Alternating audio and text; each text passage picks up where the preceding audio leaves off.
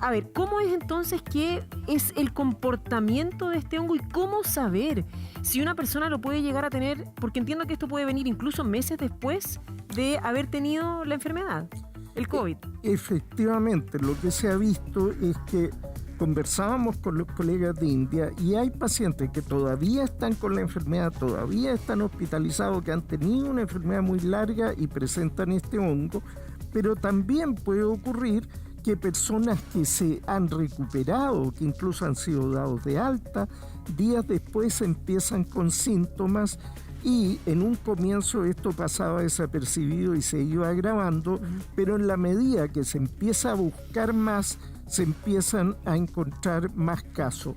No es una enfermedad que aparezca al inicio, es una enfermedad que aparece tardíamente como una complicación aprovechándose la... ¿Y puede aparecer durante, perdón Mari, puede aparecer durante? Durante la enfermedad también. Cuando la enfermedad es larga. ¿Y de qué depende de que el hongo entre en la persona, doctor? Porque usted decía, el hongo puede estar en todas partes. Sí, bueno, en Chile ya estamos viendo casos, ya hemos estado viendo casos de más, por lo menos, identificados. Puede que haya más casos que no se han diagnosticado de hongo negro o mucor, pero se han identificado casos del hongo verde, como se ha dado a conocer, aspergilo.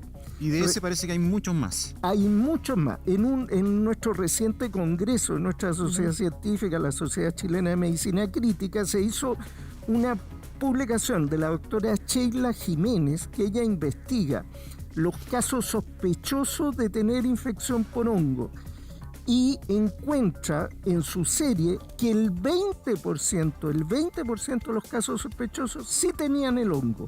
¿Cualquier hongo o el verde? El aspergillus. El verde. El verde. Entonces describe una serie con 8 casos. O sea, esto aparte de lo de Valparaíso, 8 casos documentados. ¿Y dónde se va ese hongo? Si vemos en Covita, permítanme retirar la cubierta del tórax, ese hongo, a diferencia del hongo negro que penetra, ¿se acuerdan? La cavidad nasal, la faringe y puede penetrar el cerebro, llega principalmente, en los casos que se han visto, a nivel pulmonar. O sea, es más grave. Es más grave. ¿Y qué es lo que ocurre? Una advertencia para los doctores que no están alertados de esto. Pacientes graves con COVID, varias semanas, que no se recuperan, le dan de todo y no saben qué pasa. Le hacen escáner y se ve todo feo, no se ve la imagen típica de aspergilosis porque como hay tanto compromiso en el pulmón, se ve como si tuviera un COVID complicado nomás. Y si uno va a buscar, encuentra un 20% puede aparecer aspergilosis pulmonar. La buena noticia, si se tratan, se recupera. El verde. El verde. El hongo negro es el problema. Pero el verde no sabíamos que estaba. Y no se estaba buscando. ¿Qué provoca el hongo verde? Provoca un serio daño pulmonar, es muy invasivo. Una de las formas, porque hay otra forma que es más alérgico. Un severo daño pulmonar es una infección por hongo. ¿Pero es una fibrosis? ¿Es una qué? Con inflamación, con proliferación de hongo muy invasiva, una neumonía invasiva y que si no se trata lleva a la muerte del enfermo. Ya, ahí en la portada dice 5 pacientes COVID de la región se infectaron por hongo verde, pero podemos, eso en Valparaíso nomás, pero podemos estar hablando de que haya muchos más casos y no se hayan diagnosticado por las características que usted dice de daño pulmonar. Bueno, en nuestro congreso vimos esta publicación de la doctora Jiménez y es impactante, o sea, un 20% de pacientes con evoluciones largas se logra identificar este hongo en su serie, 5 en Valparaíso, entonces deben ser muchos más. Y uno se pregunta, ¿existe la posibilidad de que algunos de estos pacientes que no se recuperan, que llevan mucho tiempo, quizás estén sobreinfectados por esto? Puede ser. Hay que poner un poco más de atención en esto. Doctor. Lo discutimos con la gente de la Organización Mundial de la Salud, que en otros países no le habían dado tanta importancia a este fenómeno. Ya, pero es un fenómeno a nivel mundial. ¿Y qué examen se hace para poder detectarlo? Porque usted decía, con la radiografía no necesariamente se veía. No, la radiografía no da el patrón característico, porque los médicos estamos acostumbrados que frente a ciertas imágenes uno sospecha este hongo.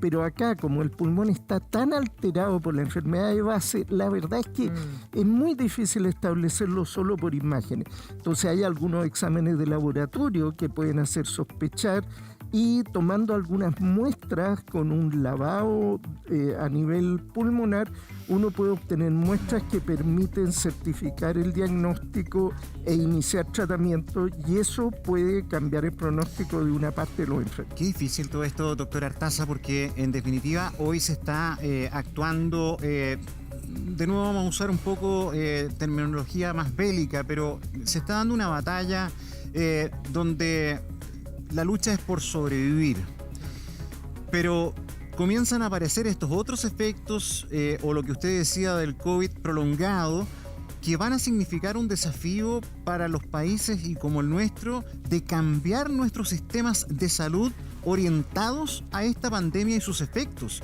O sea, probablemente un nuevo gobierno va a tener que contemplar presupuestos para salud mucho más fortalecidos, tal vez restar de otras partes de presupuesto y reforzar, porque los desafíos de estos van a ser largos y muy difíciles. Vamos a Estamos revisando nuestro Twitter. Recuerde siempre que nos puede escribir #BuenosDíasTVN. Doctor Artaza, llega una pregunta que me parece súper interesante. Paula dice: esos hongos, estábamos hablando recién del hongo negro, consecuencia, o el hongo verde también, que puede ser consecuencia del COVID, cuando el sistema inmune decae y entonces estas infecciones aprovechan ese espacio. ¿Son contagiosos? No son contagiosos, afortunadamente. Son infecciones oportunistas que se generan en el momento, como muy bien señaló mi colega el doctor Ugarte, en momentos en que hay depresión de la capacidad defensiva de las personas luego de enfermedades muy graves y debilitantes. Así que para que haya tranquilidad en la población, esto no es que además del COVID vamos a estar con hongos por todos lados. No, y además que muchas veces nos han dicho, ¿no?, que los hongos son tan contagiosos, así que le queremos agradecer. Entendemos que tiene otros compromisos también, doctor Artaza. Muchísimas gracias por haber estado conversando con nosotros esta mañana y que tenga un muy buen martes. Doctor Ugarte, ¿sabe que sí? Porque ¿cuántas veces nos habían dicho, ojo con los hongos, no te toques, no, porque puede ser súper contagioso, pero en este caso no? No, la verdad es que convivimos con esos hongos, y si nos tomaran cultivo de alguno, nosotros podríamos tener en nuestra nariz, por ejemplo, la presencia de estos hongos, y no nos generan absolutamente ningún síntoma, ninguna enfermedad.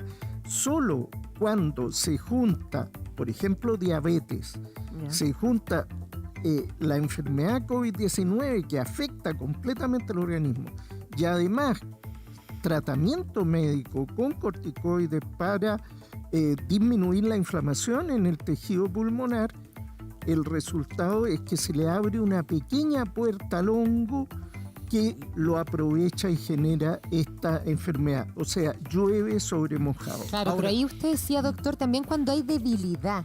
¿Qué significa esa debilidad? Esa debilidad porque en el fondo cualquier persona contagiada de COVID tiene el sistema inmune mucho más bajo y anda más débil. ¿Ahí también hay un riesgo? También hay un riesgo. Los casos no han sido exclusivamente en pacientes que tenían antecedentes de diabetes, ha sido también en personas que no tenían este antecedente, pero afecta más a aquellos que tenían comorbilidades, más a aquellos que recibieron corticoides y más a aquellos que recibieron más dosis de corticoides que las más bajitas, que son las recomendadas. Doctor Ugarte, usted nos puede aprovechar con la cubita de explicar por qué este hongo negro aprovecha la zona de la cabeza, más bien, para ingresar, porque los registros que hay son fundamentalmente de daño en la cara, en ojos, ¿no?, en la nariz.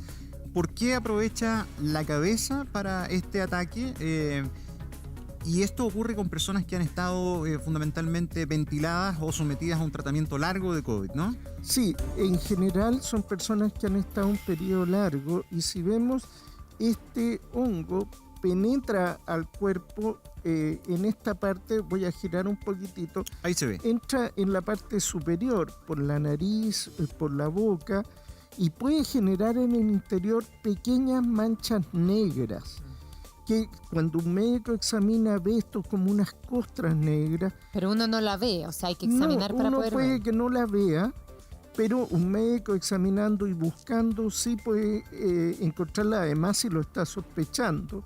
¿Y qué ocurre? En el interior de la nariz hay pequeños conductos que llevan a los senos paranasales. Cuando alguien ha tenido sinusitis, son inflamación de esos senos, como pequeños saquitos que están conectados aquí.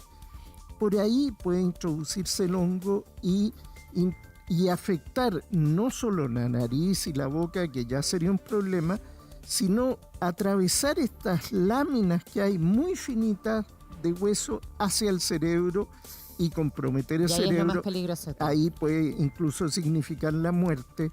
Y con cierta frecuencia también entre estos senos paranasales está la órbita, el ojo, y puede comprometer el ojo. Ustedes mostraban una foto que es bastante impactante de una persona con un ojo con cambio de coloración, con hinchazón, pero eso que se ve en la fotografía, la mala noticia es que es la parte más leve e inicial de la enfermedad. Eso. Porque Eso puede, que vemos en pantalla es lo más suave. es lo más suave, porque eso puede progresar mucho.